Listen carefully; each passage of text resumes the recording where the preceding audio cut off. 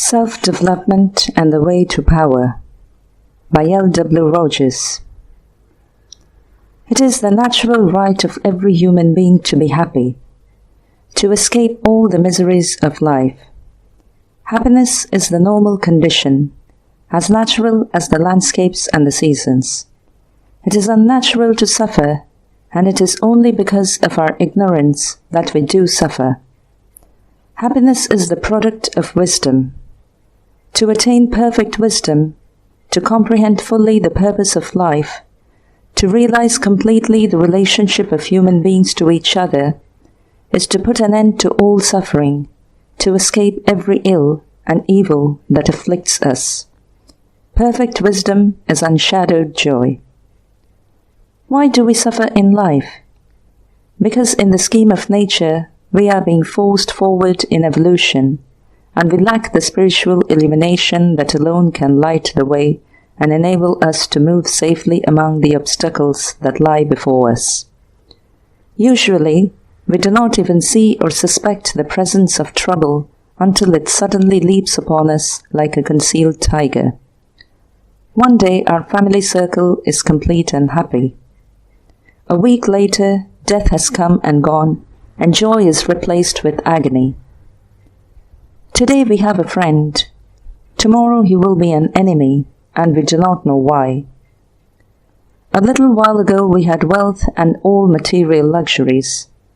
There was a sudden change, and now we have only poverty and misery, and yet we seek in vain for a reason why this should be. There was a time when we had health and strength, but they have both departed, and no trace of a reason appears. Aside from these greater tragedies of life, innumerable things of lesser consequence continually bring to us little miseries and minor heartaches. We most earnestly desire to avoid them, but we never see them until they strike us, until in the darkness of our ignorance we blunder upon them. The thing we lack is the spiritual illumination that will enable us to look far and wide, finding the hidden causes of human suffering and revealing the method by which they may be avoided.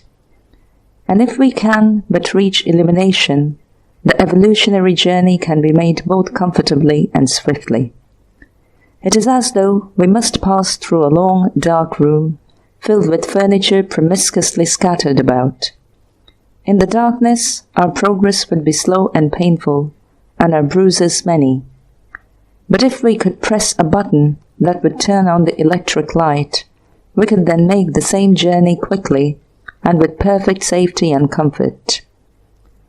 The old method of education was to store the mind with as many facts, or supposed facts, as could be accumulated, and to give a certain exterior polish to the personality.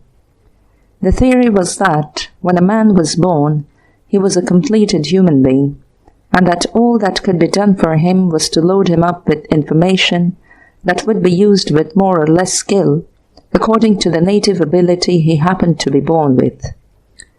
The theosophical idea is that the physical man, and all that constitutes his life in the physical world, is but a very partial expression of the self, that in the ego of each there is practically unlimited power and wisdom, that these may be brought through into expression in the physical world as the physical body and its invisible counterparts, which together constitute the complex vehicle of the ego's manifestation, are evolved and adapted to the purpose, and that in exact proportion that conscious effort is given to such self-development will spiritual illumination be achieved and wisdom attained. Thus the light that leads to happiness is kindled from within, and the evolutionary journey that all are making may be robbed of its suffering. Why does death bring misery? Chiefly because it separates us from those we love. But when we have evolved the faculty of clairvoyance in our work of self-development, the separation vanishes, and our dead friends are as much with us as the living. The only other reason why death brings grief or fear is because we do not understand it and comprehend the part it plays in human evolution. But the moment our ignorance gives way to comprehension, such fear vanishes and a serene happiness takes its place. Why do we have enemies from whose words or acts we suffer? Because in our limited physical consciousness, we do not perceive the unity of all life and realize that our wrong thinking and doing must react upon us through other people, a situation from which there is no possible escape except through ceasing to think evil and then patiently awaiting the time when the causes we have already generated are fully exhausted. When spiritual illumination comes, and we no longer stumble in the night of ignorance, the last enemy will disappear, and we shall make no more forever. Why do people suffer from poverty and disease? Only because of our blundering ignorance that makes their existence possible for us, and because we do not comprehend their meaning and their lessons, nor know the attitude to assume towards them. Had we but the wisdom to understand why they come to people, why they are necessary factors in their evolution, they would trouble us no longer. When nature's lesson is fully learned, these mute teachers will vanish. And so it is with all forms of suffering we experience. They are at once reactions from our ignorant blunderings and instructors that point out the better way. When we have comprehended the lessons they teach, they are no longer necessary and disappear. Thus our evolution is going forward and has gone forward in the past. We know that the human race has passed through a long evolution during which it has acquired 5 senses by which knowledge is gained. Nobody who has given thought to the subject will make the mistake of supposing that this evolution is completed and that the 5 senses are all we shall ever possess. In this long evolutionary journey, the next thing we shall do is to develop the 6th sense. Some people have already done so, and all are approaching it. This dawning sense is called clairvoyance. Fair investigation will show that the clairvoyant possesses certain powers not common to the majority of people. This is merely the beginning of the development of the 6th sense, and probably with the majority of clairvoyants, it goes no further than etheric and lower astral sight. In other words, they are able to raise the consciousness only to a grade of matter a little beyond the grasp of ordinary vision, while the properly developed, trained clairvoyant raises his consciousness 2 full planes beyond. The higher the consciousness is raised, the further the horizon of knowledge extends, and the clairvoyant is able to hand down information that appears quite miraculous. But it is perfectly natural.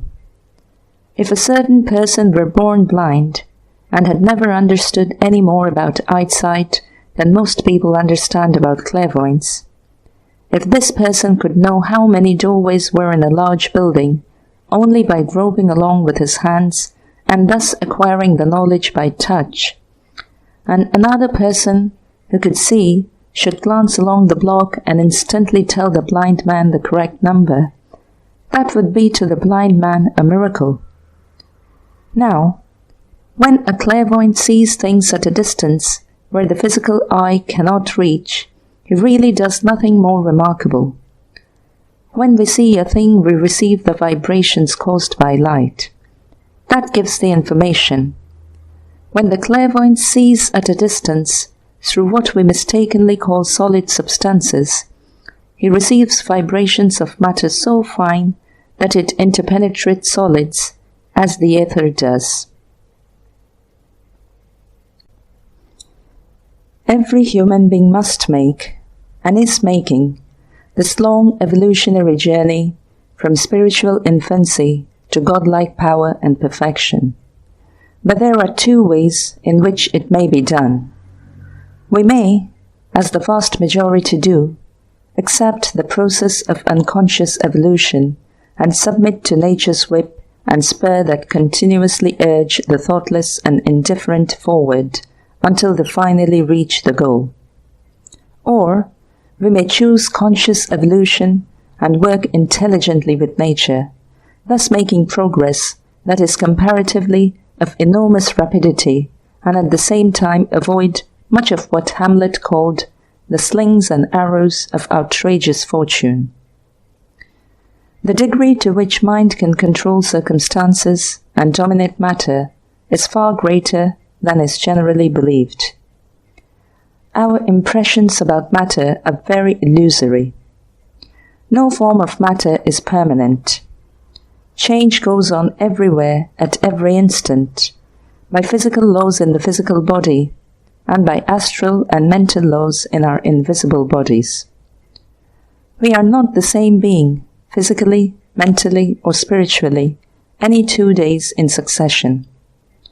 The very soul itself is subject to this law of change. It may expand and shine out through the physical organism resplendent, or it may only faintly glimmer through a constantly cozening body. What is the law of soul growth? Through adherence to what principle may we reach spiritual illumination? There are certain well-established facts about the laws of growth that we should not overlook when seeking the way forward. Nothing whatever can grow without use, without activity. Inaction causes atrophy. Physiologists tell us that if the arm be tied to the body so that it cannot be used, it will in time become so enfeebled that it is of no further service. It will wither away.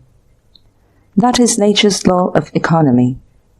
She never gives life where it is useless, where it cannot or will not be utilized. On the other hand, exercise increases power. To increase the size and strength of muscles, we must use them. This is just as true of mental and moral faculties as it is of the physical body. The only way to make the brain keen and powerful is to exercise it by original thinking. One way to gain soul powers is to give free play to the loftiest aspirations of which we are capable, and to do it systematically instead of at random. We grow to be like the things we think about. Now, the reverse of all this must be equally true. To give no thought to higher things, to become completely absorbed in material affairs, is to stifle the soul, to invite spiritual atrophy. Turning our attention to nature, we shall find in the parasite convincing proof of all this. The parasite, whether plant or animal, is living evidence that to refuse or neglect to use an organ or faculty results in being deprived of it. The dodder, says Drummond, has roots like other plants, but when it fixes sucker discs on the branches of neighboring plants and begins to get its food through them, its roots perish. When it fails to use them, it loses them. He also points to the hermit crab as an illustration of this great fact in nature, that disuse means loss, and that to shrink responsibility is the road to degeneration. The hermit crab was once equipped with a hard shell and with as good means of locomotion as other crabs. But instead of courageously following the hardy life of other crustaceans, it formed the bad habit of taking up its residence in the cast of shells of mollusks. This made life easy and indolent, but it paid the price of all shirking. In time it lost 4 legs, while the shell over the vital portion of its body degenerated to a thin membrane, which leaves it practically helpless when it is out of its captured home. And this is the result of shirking off all responsibility. There may be an apparent temporary gain, but it always means greater loss, either immediate or remote. So nature punishes inaction with atrophy. Whatever is not used finally ceases to be. In plain language, apathy, inaction, idleness, uselessness is the road to degeneration. On the other hand, aspiration and activity means growth, development, power. So we grow, physically, mentally, and morally, by activity, by exercise of the organs or the faculties we desire to possess. It is only by the constant exercise of these things that we can grow at all. When this great law of nature is understood, we see at once how it is that life is full of trouble, why it is that the whole visible world seems to be designed to keep us constantly at work physically and mentally, to challenge our resourcefulness in improving our physical, social, and political conditions, to continually try our patience, and to forever test our courage. It is the way of development. It is the price of progress. The universe is a training school for evolving intelligence, a vast gymnasium for the development of moral fiber. We become mentally clever by playing at the game of life. We match our courage against its adversities and acquire fearlessness. We try our optimism against its disappointments and learn cheerfulness. We pit our patience against its failures and gain persistence. We are torn from the pinnacle of ambition by opponents and learn toleration of others. We fall from the heights of vanity and pride and learn to be modest and humble. We encounter pain and sorrow and learn sympathy with suffering. It is only by such experiences that we can grow to rounded measure. It is only in an environment thus adapted to our spiritual development that we can evolve the latent powers within us. Such is the universe in which we find ourselves, and from it there is no escape. No man can avoid life, not even the foolish one who, when the difficulties before him appear for the moment overwhelming, tries to escape them by suicide. A man cannot die. He can only choose how well he will live. He may either helplessly drift through the world, suffering from all the ills and evils that make so many unhappy, or he may choose the method of conscious evolution that alone makes life truly successful. We may be either the suffering slaves of nature or the happy masters of her laws. Now, all powers possessed by any human being, no matter how exalted his position in evolution, or how sublime his spiritual power, are latent in all human beings and can, in time, be developed and brought into action. Of course, there is no magic rule by which the ignoramus can instantly become wise, or by which a brutal man can be at once transformed into a saint. It may require scores of incarnations to accomplish a work so great, but when a man reaches the point in his evolution where he begins to comprehend the purpose of life, and to evolve the will to put forth his energies in cooperation with nature, his rise to wisdom and power may be swift indeed. But this transformation from the darkness of ignorance to spiritual illumination, from helplessness in the fell clutch of circumstance to power over nature, must be brought about by his own efforts, for it is a process of evolution, of forcing the latent to become the active. Therefore, one must resolve to take oneself in hand for definite and systematic self-development. Nobody else can do the work for us. Certain moral qualities must be gained before there can be spiritual illumination and genuine wisdom, and such qualities or virtues have to be evolved by the laws under which all growth occurs. It is just as impossible to acquire a moral quality by reading about its desirability as to evolve muscular strength by watching the performance of a group of athletes. To gain muscular strength, one must take part in the physical activities that produce it. He must live the athletic life. To win spiritual strength and supremacy, he must live the spiritual life. there is no other way. He must first learn what mental and moral qualities are essential and how to gain them, and then set earnestly about the work of acquiring them. The first thing necessary is to get a clear understanding of the fact that the physical body is not the self, but only a vehicle or instrument through which the self is being manifested in the visible world. The body is as much your instrument as the hand is, or as your pen is. It is a thing which you, the self, use, and a clear conception of this fact, a feeling that this is the fact, is the first step towards that absolute control of the physical body that lays the foundation for success in conscious evolution. When we feel that in managing the physical body we are controlling something that is not ourself, we are fairly started on the right road. Now, there are 3 things that a person must possess to be successful in self-development. If he has not these 3 qualifications, he will make but little progress. But, fortunately, any lacking quality can be evolved, and if one does not possess these 3 necessities, his first work is to create them. These 3 things are an ardent desire, an iron will, and an alert intelligence.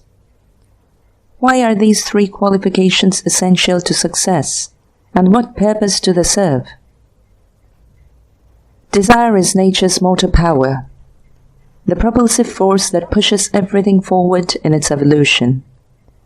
It is desire that stimulates to action. Desire drives the animal into the activities that evolve its physical body and sharpen its intelligence. If it had no desire, it would lie inert and perish. But the desire for food, for drink, for association with its kind, impel it to action, and the result is the evolution of strength, skill, and intelligence in proportion to the intensity of its desires. To gratify these desires, it will accept battle, no matter how great may be the odds against it, and will unhesitatingly risk life itself in the combat. Desire not only induces the activity that develops physical strength and beauty, but also has its finer effects. Hunger compels the animal not only to seek food, but to pit its cunning against that of its prey. Driven forward by desire, it develops, among other qualities, strength, courage, patience, endurance, intelligence.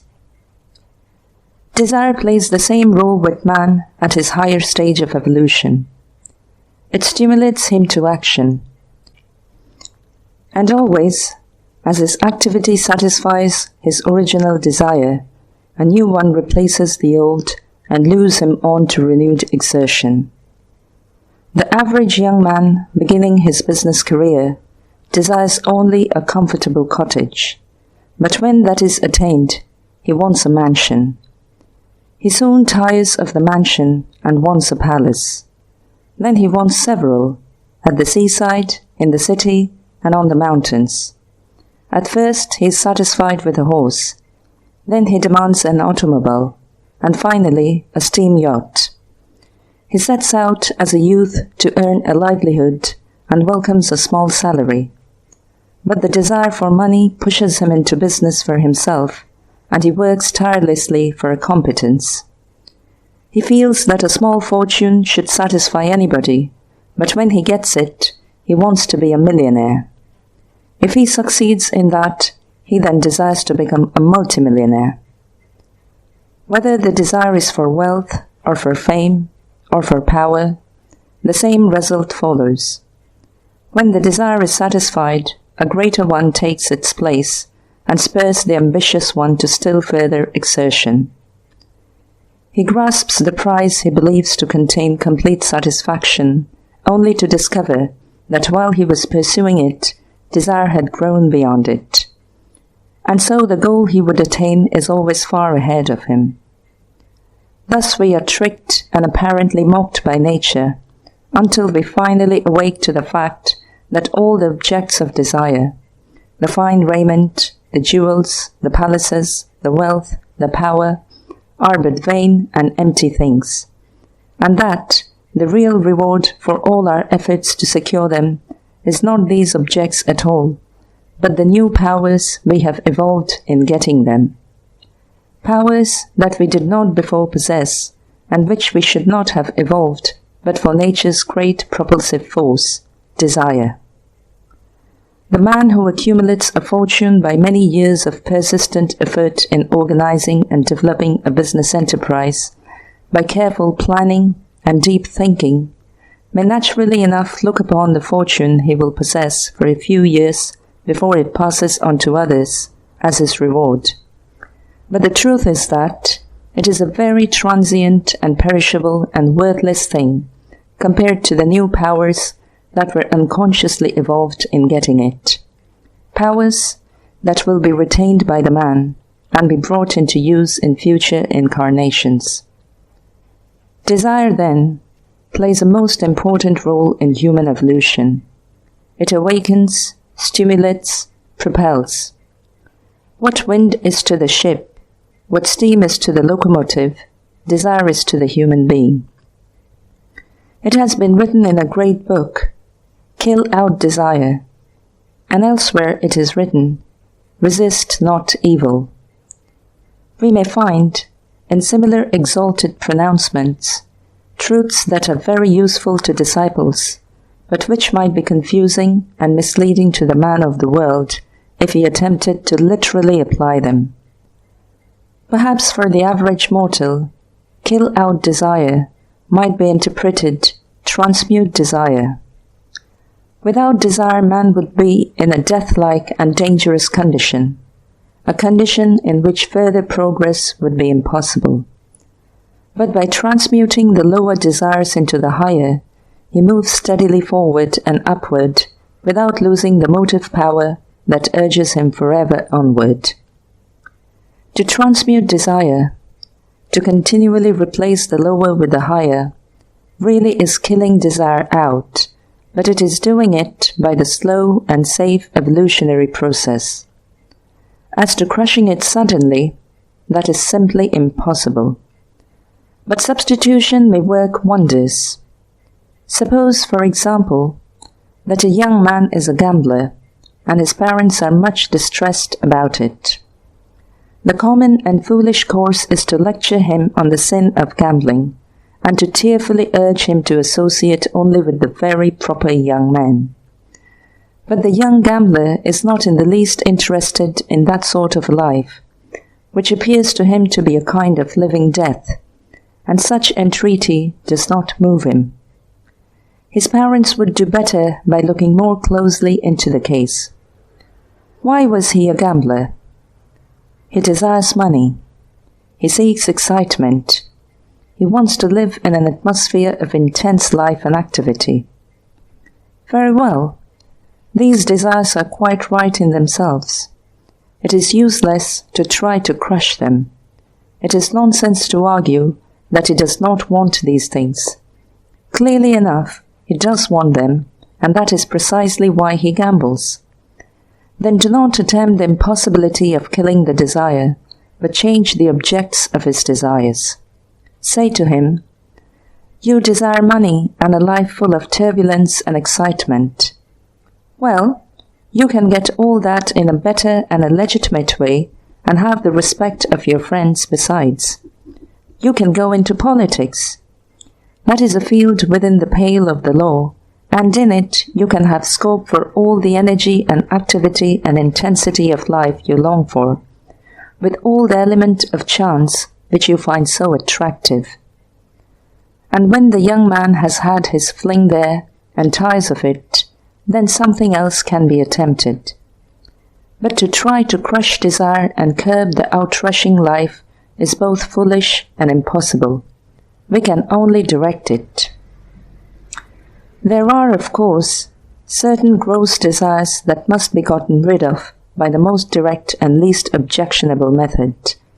And when one really desires to be free from a given vice or moral weakness, and sets earnestly and intelligently about it, his release is not so difficult as the complete tyranny of most vices would lead one to suppose.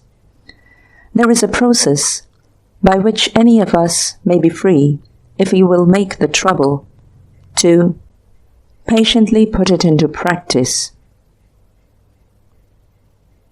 This method will apply to any desire from which we wish to be released. For example, let us take the person who has a settled desire for alcoholic stimulants but really wishes to be rid of it forever. Many people who are thus afflicted to the point where they occasionally become intoxicated feel, when they recover their normal condition, that no price would be too great to pay for freedom from this humiliating habit.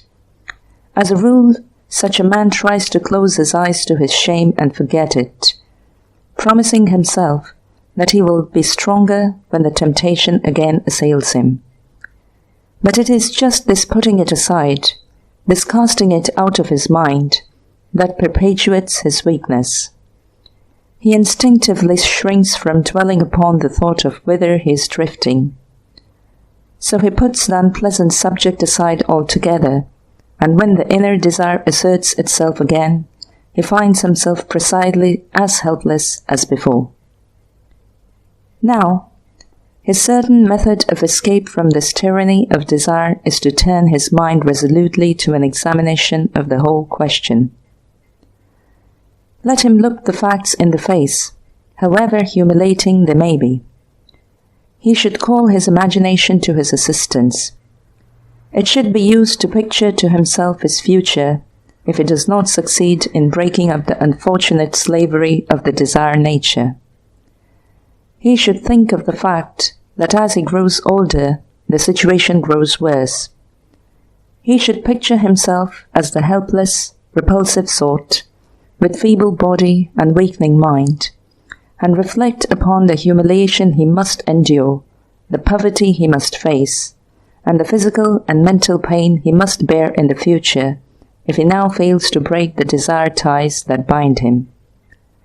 This creates in him a feeling of repulsion towards the cause of it all. And if he continues to think daily upon this hideous picture of what he is slowly drifting towards, if he daily regards it all with a feeling of slight repulsion, then even within a month or two, he will find that his desire for drink is slowly fading out. This is as true of all other desires that enslave us. The desire for alcoholic stimulants merely illustrates the principle involved. Any desire from which one wishes to be free may be escaped by the same method. But one who would free himself from the desire nature should not make the mistake of creating a feeling of intense hostility towards the thing he seeks to escape. For hatred is also a tie. He should merely reach a position of complete indifference. He should think of it not with settled hostility, but with slight repulsion. And if he does that daily, mentally dwelling upon the pain and humiliation it causes, he will find the ties loosening, the desire weakening. Desire is a force that may be beneficial or detrimental, according to its use. As we may eradicate a desire, so we may create a desire. How then may one who seeks the highest self-development use desire, this propulsive force of nature, to help himself forward? He should desire spiritual progress most earnestly, for without such desire he cannot succeed. Therefore, if the aspirant does not have the ardent desire for spiritual illumination, he must create it. To accomplish this, let him again call imagination to his assistance. Let him picture himself as having his power for usefulness many times multiplied by occult development. He should think of himself as possessing the inner sight that enables him to understand the difficulties of others and to comprehend their sorrows. He should daily think of the fact that this would so broaden and quicken his sympathies that he would be enormously more useful in the world than he can now possibly be, and that he can become a source of happiness to thousands. Let him reflect that, as he gets farther along in occult development and in unselfishness and spirituality, he may have the inestimable privilege of coming into contact with some of the exalted intelligences that watch over and assist the struggling aspirants on the upward way. He should daily recall the fact that he is now moving forward toward a freer, richer, more joyous life than he has yet known, and that every effort brings him nearer to its realization. Thus, dwelling on the subject in its various aspects, he creates the ardent desire that serves to propel him forward. If he feels that these things make an ideal a little too high for him at present, he may reach that point by degrees. He may at first dwell in thought upon the personal satisfaction that would come from the possession of astral sight.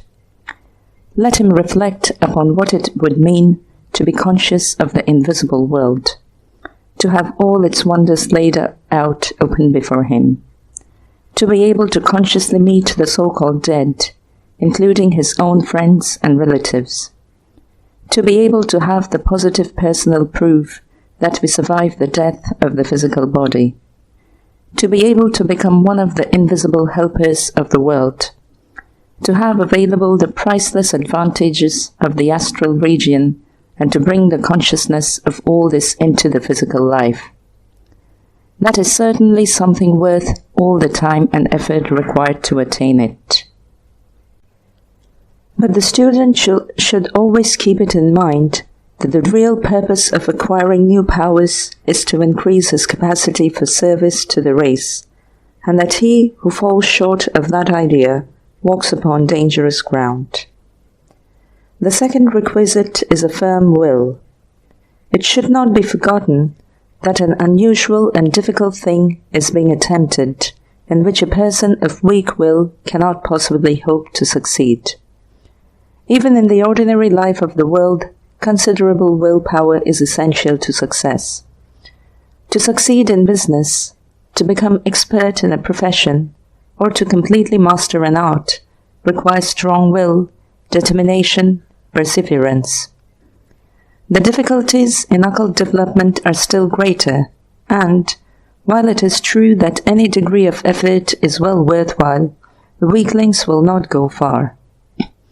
Only those with indomitable will that knows neither surrender nor compromise may hope for a large measure of success. Once the will is thoroughly aroused and brought into action, every hindrance in the way will be swept aside.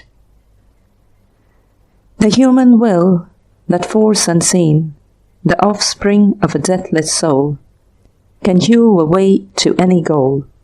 The walls of granite intervene. Be not impatient of delay, but wait as one who understands.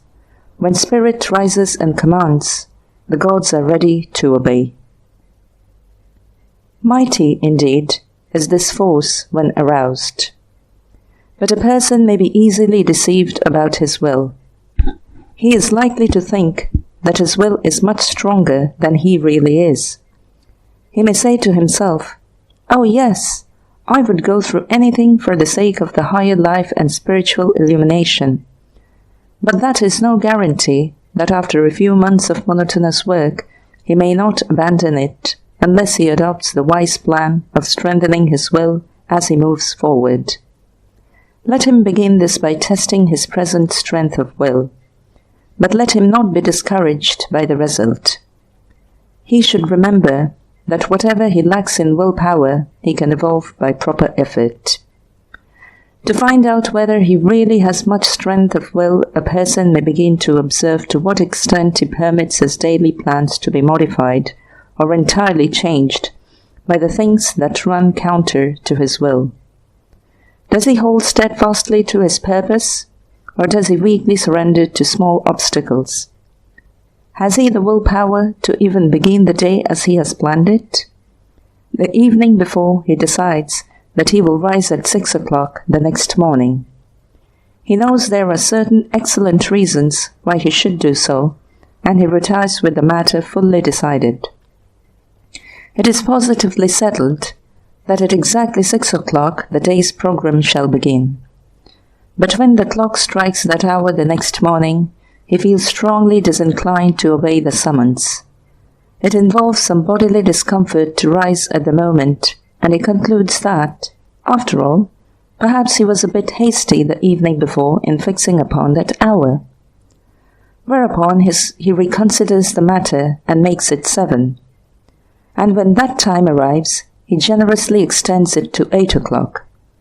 The hour, of course, is unimportant, but whatever may have been the hour that was previously determined upon the keeping of that determination is of the greatest importance, and the failure to put the resolution into effect is evidence of the possession of a weak will. Now all this proves that such persons have very little real willpower, for they permit the desire for trifling bodily comfort to set their plans aside. Such persons are still slaves to the physical body, and weakly permit it to upset carefully outlined programs. They are not yet ready for good work in occult development, where real success can come only to those who have steadfast strength of purpose. People who fail to assert the will and bring the body into complete subjection probably little realize what a price they pay for a trifling physical pleasure. For until we voluntarily take the right course, we have not escaped the evolutionary necessity of compulsion, and may reasonably expect sooner or later to be thrown into an environment that will apply the stimulus we still need to arouse the will. It may be unpleasant while it is occurring, but what better fortune could befall an indolent man than to find himself in circumstances where his poverty or other necessity compels him to subordinate bodily comfort to the reign of the will? Nature provides the lessons we require. We may wisely cooperate with her and thus escape the sting. But so long as we need the lesson, we may be quite sure that it awaits us. All the business activities of the world are developing the will. Through them, will and desire work together in evolving latent powers. Desire arouses willpower. A man desires wealth, and the desire plunges him into business activities and stimulates the will by which he overcomes all the difficulties that lie in his way. Ardent desire for an education arouses the will of the student, and the awakened will triumphs over poverty and all other barriers between him and the coveted diploma. If a man stands at a lower point in evolution, where he has not the ambition for intellectual culture, nor for fame, nor for wealth, but only the desire for shelter and food, still that primitive desire forces him into action. And while his willpower will be evolved only in proportion to the strength of the desire that prompts him, it must nevertheless grow. Instead of rising at a certain hour because the will decrees it, he may rise only because he knows his livelihood depends upon it. But he is learning the same lesson, the overcoming of the inertia of the physical body, albeit it is compulsory instead of voluntary. But all this is unconscious evolution. It is the long, slow, painful process. It is the only way possible for those who are not wise enough to cooperate with nature in her evolutionary work and thus rise above the necessity of compulsion. How, then, may we develop the will when it is so weak that we are still the slaves of nature instead of the masters of destiny? Willpower, like any other faculty, may be cultivated and made strong. To do this, one may plan in advance what he will do under certain circumstances, and then carry out the program without evasion or hesitation when the time arrives. His forethought will enable him to do this if he does not undertake things too difficult at first. Let him resolve to do at a certain hour some small thing, which, in the ordinary course of his duties, he sees is necessary but unpleasant. and then firmly resolve in advance that exactly at the appointed time he will do it. Thus fortified before the trial comes, he will probably go successfully through with it. After once deciding upon the time, there should be no postponement and not an instant's delay when the moment arrives. One of the things we have to learn is to overcome the inertia of the physical body, and many people are not really awake on the physical plane because they have not done so. To a certain extent, they are dead within the physical body, for it is a condition much nearer death than that supposed death of one who no longer has the physical body. The inert mass of physical matter in which such people are functioning leaves them only half alive until they have aroused themselves from its domination. They remind one of the lines, "Life is a mystery, death is a doubt, and some folks are dead while they are walking about." This inertia of the physical body that so often renders people nearly useless is very largely a matter of habit and can be overcome to a surprising degree by simply using a little willpower. Everybody is familiar with the fact that it is sometimes much easier to think and act than at other times. But perhaps it is not so well known that the dull periods can invariably be overcome by an effort of the will and the physical body be made to do its proper work. An actor or lecturer, after months of continuous work, may find the brain and body growing tired and dull. He may feel when going before his audience that he has not an idea nor the wit to express it were someone else to furnish it. Yet by an effort of the will, he can quickly overcome the condition and change from stupidity to mental alertness and intensity of thought. The self is never tired. It is only the physical body that grows weary. It is true that it has its limitations and must not be overtaxed and driven beyond endurance, as a tired horse is sometimes cruelly urged forward with whip and spur. Judgment must always be used in determining one's capacity for work. But that which is to be done should never be done draggingly, with the inertia of the physical body marring the work. We should be fully awake instead of dead while we are walking about. If a person resolved to be the master of the body, he must soon acquire the power to arouse it to activity and alertness during all his waking hours, very much as one may acquire the habit of keen observation and be conscious of what is occurring in his vicinity instead of being carelessly unconscious of the major portion of what is going on immediately about him. This matter of giving attention to the things that may properly engage the mind and of using the will to arouse and control it is of very great importance. Is it not what we call paying attention that makes the connection between the ego and the objective world? Giving attention is a process of consciousness. The person who fails in attention misses the purpose of life and throws away valuable time and opportunity. To give attention is to be alive and awake and in a condition to make the most of limited physical life.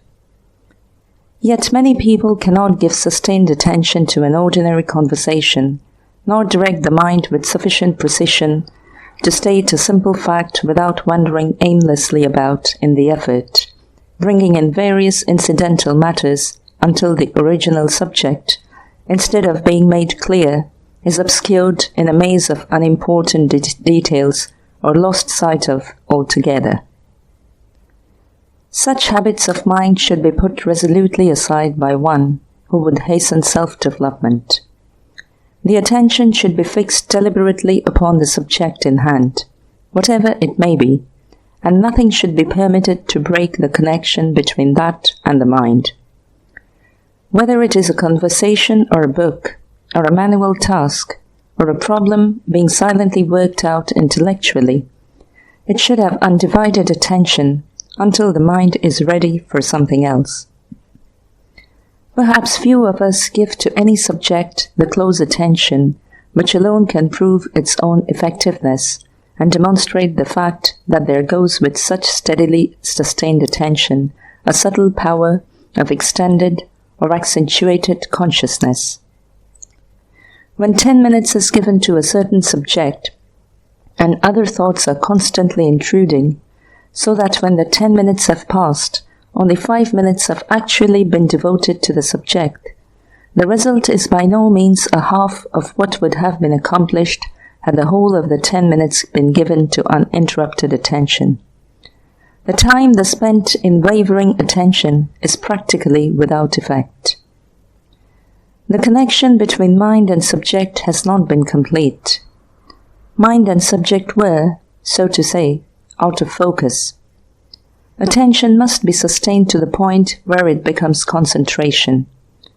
The mind must be used as a sunglass can be used. Hold the glass between sun and paper, out of focus, for an hour, and nothing will happen. A yellow circle of light falls on the paper, and that is all.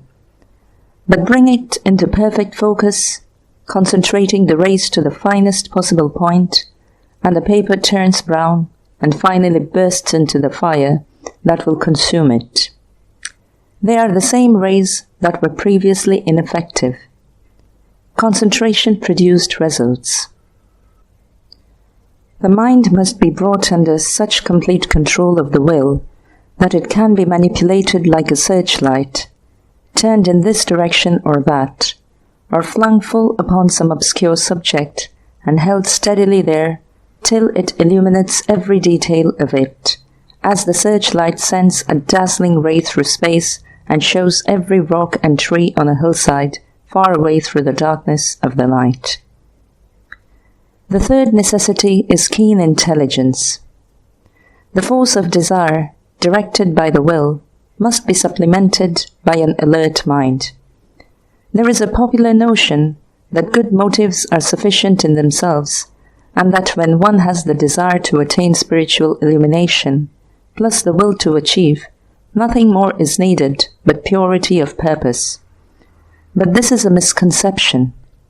It is true that the mystic makes devotion the vital thing in his spiritual growth, and it is also true that the three parts of action, knowledge, and devotion blend and become one at a higher stage. But while there are methods of development in which intellect is not at first made a chief factor, it can by no means be ignored in the long run. Nor are we now considering those methods. A good intellect, therefore, is a necessary part of the equipment. Good motives play a most important part, indeed, in occult progress. They safeguard the aspirant on his upward way. Without pure motives, without a large measure of unselfishness, the greatest dangers would encompass him. But good motives cannot take the place of good sense and relieve him of the necessity of thinking. He must develop judgment and discrimination. There are things he must know, and he must use his knowledge, or difficulties will follow, no matter how noble may be his intentions. Suppose, for illustration, that two men set out upon a dark night to cross a wild and rugged piece of ground, one with bad motives and the other with good. One is going out to rob a house, and if need be, to kill anybody who might try to interfere with his plans.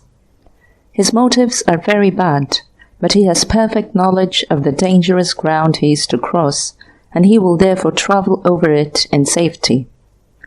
The other man has the best of motives. He is going to spend the night with a sick and helpless neighbor, but he has no knowledge of the rough and treacherous ground he must cross in the darkness, and his good motives will not insure him against stumbling over the stones or falling into a ditch and breaking his arm. Good motives are not enough. We must know. Progress in occultism is impossible without knowledge. But how is a keen, alert intelligence to be acquired if we do not possess it? Like any other latent faculty or power, it may be evolved. As the physical strength may be steadily increased by constant exercise of the muscles, so mind may increase in power by systematic work. It should be exercised in original thinking. A stated period, if only a quarter of an hour daily, can be set aside for the purpose. A book on a serious subject will furnish material, but the too common method of reading, of following the author lazily and accepting whatever he sets forth as a matter of course, is of little value. One must read with discrimination, receiving the ideas offered as a juryman would receive testimony from a witness, considering it from every possible viewpoint, examining it in the light of known facts, turning it over in the mind, weighing it thoughtfully, and accepting or rejecting according to its reasonableness or the lack of reason. In such mental work for intellectual growth, each paragraph can be considered by itself, and only a small portion of the time should be given to the reading, while the remainder is devoted to pondering over what has been read. Of course, a specific study is an advantage, and perhaps nothing is better than to study occultism, thinking deeply upon the problems of human evolution. Another method that goes admirably with such work is the close observation and study of all the life and manifestation about us. We should try to comprehend people, to observe and understand them. Every word, act, and facial expression has its meaning to be caught and interpreted. All this will not only sharpen the wits, but also strengthen human sympathy, for it enables us the better to know the difficulties and sorrows of others. If such practices are followed faithfully, day by day the growth will be steady. Still another useful practice is to exercise the imagination, the art of creating mental pictures with no physical object present. The face of an absent friend can be called up in the mind and reproduced in every detail. The color of the eyes and hair, the various moods and expressions. Or one's childhood home can be recalled and the imagination made to reconstruct it. The house being complete, the landscape can be reproduced, with the hills, trees, and roads. Repeated practice at seeing mentally is of the greatest value in occult development. While the aspirant is thus working to improve the three essential qualifications of desire, will, and intelligence, to intensify his desire to possess powers for the helping of others, to strengthen the will to get such powers, and to steadily improve the intellect, he should also be giving most earnest attention to meditation, for it is through this practice that the most remarkable results may be produced in the transformation of his bodies, visible and invisible, through which the ego manifests itself in the physical world. In the degree that these are organized and made sensitive and responsive, they cease to be limitations of consciousness. Such sensitiveness and responsiveness may be brought about by meditation, together with proper attention to the purification of the physical and astral bodies, for purity and sensitiveness go together.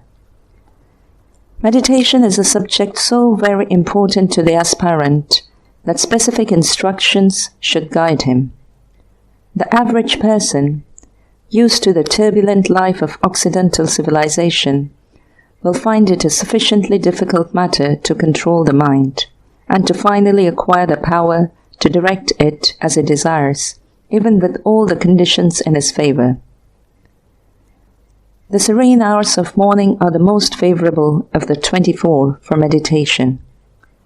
Regularity has a magic of its own, and the hours should be the same each morning. To be alone in surroundings as quiet as possible is another essential. The most desirable time for meditation is soon after awakening in the morning. Before turning the mind to any of the business affairs of the day, let the aspirant sit calmly down and meditate upon any wholesome thought, like patience, courage, or compassion, keeping the mind steadily upon the subject for 5 minutes. 2 very important things are being accomplished by such meditation. First, we are getting control of the mind and learning to direct it where and how we choose. And second, we are attracting and building into the bodies we possess certain grades of imponderable matter that will make thinking and acting along these lines easier and easier for us until they are established habits and we actually become in daily life patient, courageous, and compassionate. Whatever qualities or virtues we desire to possess may be gained through the art of meditation and the effort to live up to the ideal dwelt upon daily by the mind. While it is absolutely true that any human being can make of himself that which he desires to be, can literally raise himself to any ideal he is capable of conceiving, it must not be supposed that it can be done in a short time and by intermittent effort. We sometimes hear it said that all we need to do is realize that all power is within us, when presto, we are the thing we would be. It is quite true that we must realize their existence before we can call the latent powers into expression. But the work of arousing the latent into the active is a process of growth, of actual evolutionary change. The physical body as it is now is not sensitive enough to respond to subtle vibrations. Its brain is not capable of receiving and registering the delicate vibrations sent outward by the ego, and the task of changing it so that it can do so is not a trifling or easy one. But every effort reproduces its effect, and to the persistent and patient devotee of self-development, the final result is certain. But it is not a matter of miraculous accomplishment. It is a process of inner growth. There are, it is quite true, cases in which people who have entered upon this method of self-development have in a short time attained spiritual illumination, becoming fully conscious of the invisible world and its inhabitants while awake in the physical body. Extending the horizon of consciousness to include both worlds, and coming into possession of the higher clairvoyance that enables one to trace past causes and modify impending effects. But such people are those who have given so much attention to self-development in past lives that they have now but little more to do in order to come into full possession of occult powers. Sometimes it requires little more than the turning of their attention to the matter. Becoming a member of the Theosophical Society, or seriously taking up theosophical studies, is sometimes the final step that leads to the opening of the inner sight. But how can one know to what point he may have advanced in the past, and where he now stands? How may we know whether there is but a little work ahead, or a great deal? We cannot know, nor is it important to know. The person who should take up the task merely because he thinks there is little to do would certainly fail. The very fact that he would not venture upon the undertaking if he thought the task a difficult one is evidence that he has not the qualifications necessary for the success of the occult student. Unless he is filled with a longing to possess greater power to be used in the service of humanity, and fired with an enthusiasm that would hesitate at no difficulties, he has not yet reached the point in his evolution where he awaits only the final steps that will make him a disciple. But even the absence of the keen desire for spiritual progress, which is the best evidence of the probability of success, should not deter anybody from entering upon the systematic study of theosophy and devoting to it all the time and energy he can. Nor should the thought that many years might pass without producing any very remarkable results lead him to conclude that the undertaking would not be a profitable one. The time will come with each human being when he will step out of the great throng that drifts with the tide and enter upon the course of conscious evolution, assisting nature instead of ignoring her beneficent plan. And since it is but a question of time, the sooner a beginning is made, the better, for the sooner will suffering cease. There should be a word of warning about the folly of trying to reach spiritual illumination by artificial methods. Astral sight is sometimes quickly developed by crystal gazing, and also by a certain regulation of the breathing. For two reasons such methods should be avoided. One is that any powers thus gained cannot be permanent, and the other is that they may be more or less dangerous. Many people have made physical wrecks of themselves or have become insane by some of these methods.